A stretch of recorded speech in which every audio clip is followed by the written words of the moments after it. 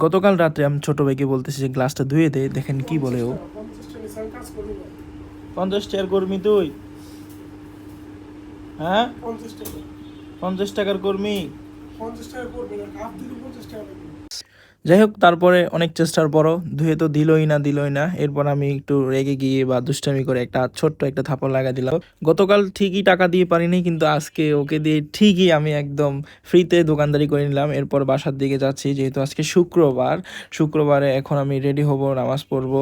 এর জন্য আমি এখন সিঁড়ি দিয়ে উঠতেছি। হঠাৎ হঠাৎ করে মনে পড়ছে যে এই সিঁড়ি দিয়ে একদিন, সিঁড়ি বেয়ে বেয়ে একদিন সফলতার সিঁড়িতে উঠে যাব। বাসায় ঢুকে আমি দীর্ঘ 48 ঘন্টা ধরে গোসল করে নিলাম। এরপর চুলগুলো ঠিক করতেছি। ঠিক আছে, একটু দুষ্টামি করলাম আর কি। এরপরে এখন আমার পাখিগুলো চেক করতেছি যে খাবার আছে কিনা, খাবার দাবার আছে কিনা। দেখলাম হ্যাঁ ঠিক আছে, ওকে টাটা।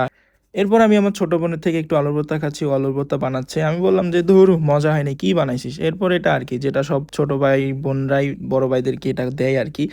এরপরে আমি হচ্ছে যে চুলে দেখতেছি না হচ্ছে না দেখে আমি এবার আয়না এইভাবে রাখলাম। এরপরে আমি চুলগুলো ঠিক করতেছি। হ্যাঁ একদম ঠিক আছে, পারফেক্ট নায়কের মতো লাগছিল। যাই হোক, এখন আবার সিঁড়ি দিয়েই নামতেছি। এখন আবার মনে পড়ছে যে এইভাবে যেন আবার একদম ডাউনফল না হয়ে যায়, যেভাবে সিঁড়ি থেকে নামতেছি। এরপর রাস্তায় আসলাম, এসে একদম নামাজের জন্য রেডি হয়ে নিয়ে গিয়েছি একদম। সবাই এখন নামাজ পড়বো। আমি আমার জায়নামাজটা রাখলাম, আশেপাশে দেখতেছি, সবাইকে দেখাচ্ছি, দেখো কি সুন্দর লাগতেছে। এই মুহূর্তটা একদম ঈদের মতোই আমাদের কাছে প্রতি শুক্রবার। এখন আমি আমার পুরাতন একটা বন্ধুর সাথে দেখা করব। ও নিজেও জানে না যে হুট করে ওর সাথে দেখা হয়ে যাবে। দেখা যাক কি অবস্থা। তাইফুর, এই তো আলহামদুলিল্লাহ ভালো। ভিডিও করতে তোমাদের সামনে। হ্যাঁ, এই যে ব্লগ ভিডিও বানাচ্ছি না, একটা হাত দিই। এই যে আমার বন্ধু, ছোটবেলা আমাকে অনেক কিছু শিখাইছে, অনেক কিছু শিখাইছে। ভাই কি শিখাইলেন? কি শিখেছি আমার তো মনে নাই। কও, কি শিখেছি?